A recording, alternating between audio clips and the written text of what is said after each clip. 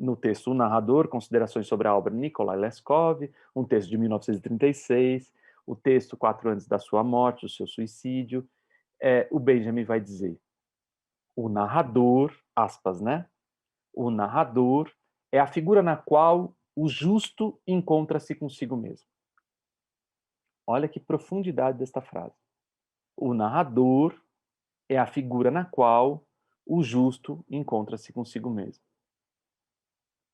A narradora é a figura na qual a justa encontra-se consigo mesma. Eu gosto muito dessa sentença porque ela traz para mim o contato com essa propulsão que eu falava, do porquê falarmos, discutirmos, abrirmos esse pensamento sobre a arte da fala. Por que que isso me moveu a trazer essa discussão mais pública? Justamente, olha a palavra que me vem, justamente, porque me parece que a crise que a gente vive é uma crise de justiça. É uma crise de não saber mais, não ter mais farol e bússola, talvez, comum. É essa que eu estou falando. Claro que eu posso dizer, eu tenho farol, eu sou justo. Eu posso dizer isso, e tudo bem, e é legítimo que cada uma e cada um de nós diga. Mas coletivamente, no campo da experiência coletiva, aquela que o Walter Benjamin vai trazer para a gente, que tem a ver com a transmissibilidade, talvez nós estejamos perdendo esse senso do que é justo. Então, qual seria a justa medida de uma palavra se o narrador é a figura na qual o justo encontra-se consigo mesmo? Ou seja, não dá para ser de qualquer jeito, não dá para falar qualquer coisa quando eu estou contando uma história, porque ninguém escuta. Só por isso, porque não vai chegar a ninguém, porque não há capacidade de, não há recepção, não há acolhimento, não há. A gente pode simular que há, mas não há. Porque escutar é uma concessão. E eu só faço concessão ao que me é justo. E, portanto, eu não vou... Eu posso dizer que estou te escutando. Vocês podem me dizer que estão me escutando. A gente pode aqui dizer que uns estão escutando os outros. Eu gosto sempre de olhar... Eu trabalhei 15 anos com criança pequena. Hoje trabalho com pesquisa, com adultos, né? Adoro o espaço da aula, por exemplo, esse espaço para mim é um espaço... Claro que eu estou sofrendo aqui porque não estou vendo o rosto de vocês. Isso é um sofrimento para mim, para qualquer professor. Mas as crianças pequenas, elas me ensinaram uma coisa, que quando eu falo uma coisa e elas não veem como justa, elas saem correndo, elas conversam, elas brigam, elas chutam. Elas vão, porque elas têm menos freio, né? Elas têm menos convenções muitas vezes, né? Dependendo do espaço onde elas estão, obviamente.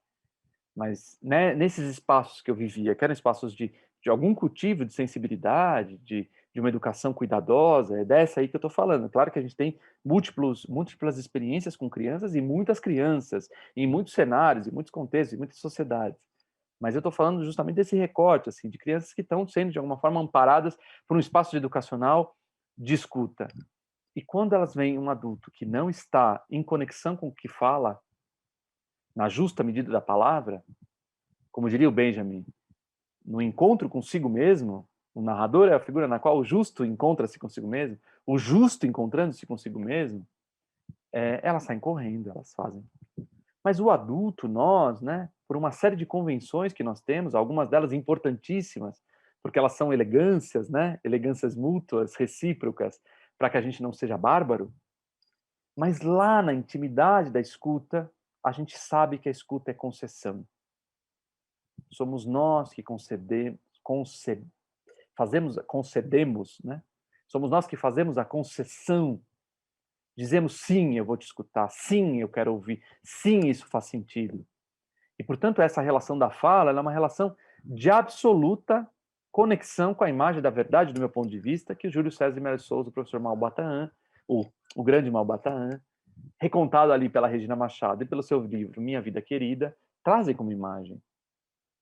Há um trabalho a ser feito. A fala não vem natural.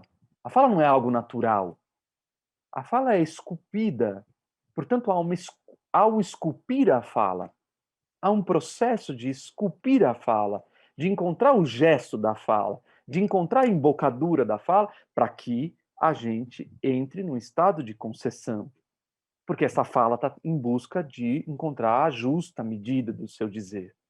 E, portanto, isso é um exercício de cidadania, isso é um exercício de fala comum, pública. Então, aquele descuido ao qual eu me referia, que para mim foi de uma violência absurda, perceber determinadas falas de lideranças, de pessoas que conduzem outras pessoas, fez com que eu, diante de uma pandemia, cerceado da liberdade de ir e vir, né, não pelos outros, por um invisível criado por todos nós, por um invisível criado por toda a comunidade humana do planeta.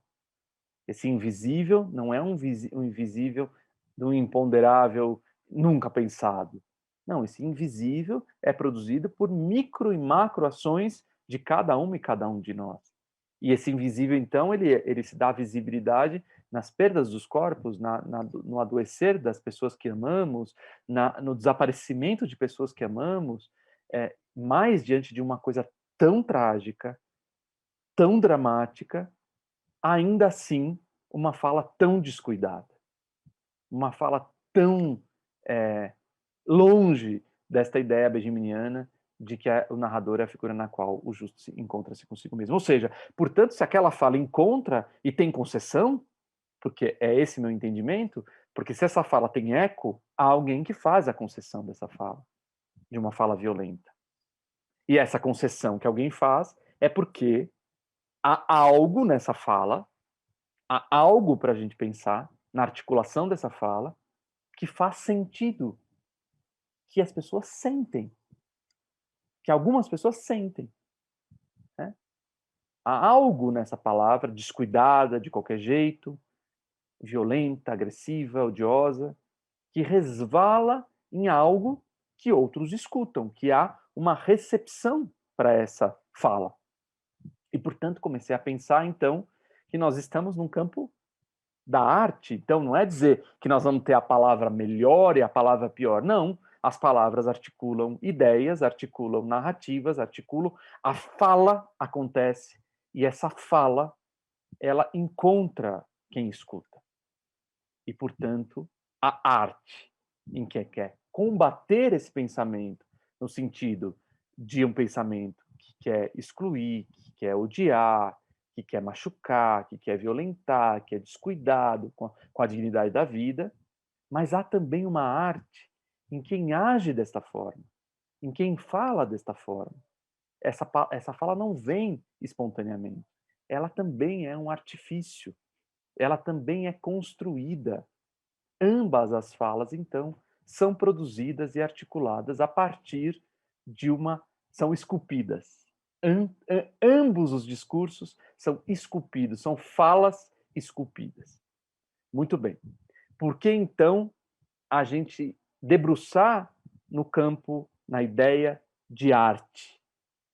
Porque a arte, senhoras e senhores, pura de um pé só, a arte nada mais é do que um conceito muito novo, 3, 4 séculos, derivado, né, como nós conhecemos a arte, pensado, articulado como estética. É isso que eu quero dizer. Não, o conceito já vem de longe, mas com esse entendimento estético, com esse entendimento de que há uma estesia, há uma percepção das coisas, de que a gente não só percebe as coisas pela ciência, vamos dizer assim, empírica ou racional, cognitiva, mas a gente percebe pelos sentidos, a gente tem estesias, a gente tem afetos. Isso se traduz numa língua, numa linguagem. E essas linguagens, as quais a gente articula, essas matérias dessas várias linguagens, a isso nós demos o nome de arte. Seja porque em algum momento a gente mimetizava o que a gente via e reproduzia desenhando, pintando, seja porque a gente capturou a luz e conseguiu fazer uma imagem estática e depois a gente colocou essa mesma captura da luz e esse jogo de luzes no movimento, na animação, né, o que a gente chamou de filme, cinema, seja porque a gente sempre teve esse movimento quando a gente entrava nos campos simbólicos da nossa oralidade, naquilo que o Campbell vai chamar Campbell, que Joseph Campbell, que já foi citado aqui pela Vanessa Merici, que vai citar nesse grande panteão de deuses e deusas, na constituição da história da humanidade, das nossas humanidades, das nossas histórias pregressas, dessa ancestralidade que a gente traz nesse corpo, nessa palavra, nessas imagens que estão aqui, mas que vêm de muito longe, que vez ou outra eu percebo, mas elas estão vindo de muito longe. Então, essa articulação, ela, quando não só com interesse, digamos, cognitivo, racional, ela também é uma tentativa de perceber o tempo. E ao perceber o tempo, dá forma às coisas, né? Conteúdo e forma. Dá forma. Esse conteúdo que está me acontecendo, ele ganha uma forma que já é conteúdo. Seja contando uma história, seja pintando uma obra, seja esculpindo, seja fazendo uma cena, seja... A gente está dando forma a isso, essa estesia, entrar numa percepção das coisas que não é nada místico, esotérico, pode até ser que tenha também alguma coisa aí, e eu não vou entrar nesse campo porque eu não conheço, mas eu posso dizer que isso é absolutamente conhecido por toda a história da filosofia, da estética, de que isso nos acontece. E que o artista, a artista, nada mais são do que seres que vão dando forma, que vão encontrando um lugar para encontrar esses paradoxos, esses afetos contraditórios, essas coisas insolúveis, e que podem vir traduzir por meio de histórias, por meio de obras, sejam elas quais forem, como eu já falei. Então, pensar a arte da fala nesse sentido é pensar o nosso papel